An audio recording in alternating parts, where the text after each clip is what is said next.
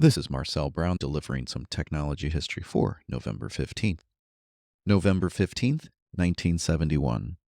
An advertisement in the magazine Electronic News announces the Intel 4004, the first commercially available microprocessor.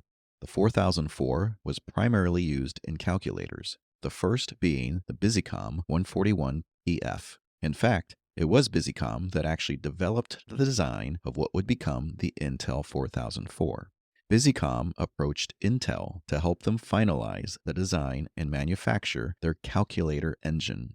Intel's engineers reduced the 12 integrated circuit design Busicom had come up with to 4 integrated circuits and delivered the finished product in January of 1971. Busicom had exclusive rights to that design until later in the year when Busicom and Intel renegotiated their contract, lowering their prices to Busicom in exchange for rights to the design of the microprocessor.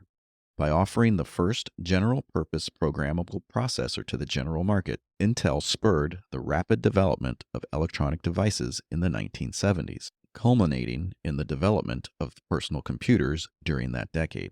However, Intel wasn't the clear leader in the microprocessor market until the IBM PC and clones helped catapult Intel to that title in the 1980s. November 15th, 1996.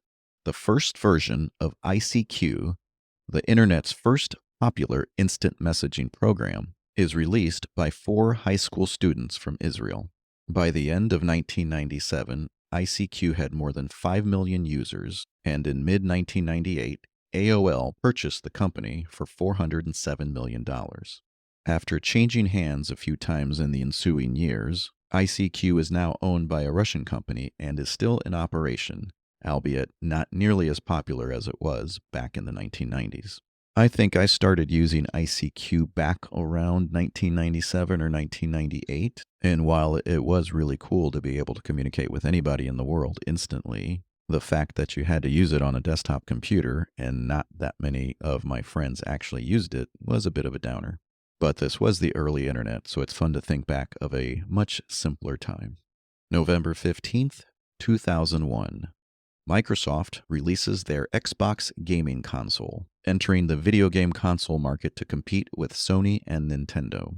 Even though their launch title, Halo, was one of the biggest blockbusters of all time, Microsoft is said to have lost $4 billion on the initial Xbox.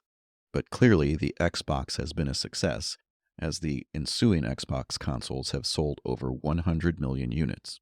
All that being said, I'm still pretty salty at Microsoft for stealing the game Halo and not releasing it for the Macintosh back in the late 1990s. That is an entire story all to itself. That's your technology history for today. For more, tune in tomorrow and visit my website, thisdayintechhistory.com.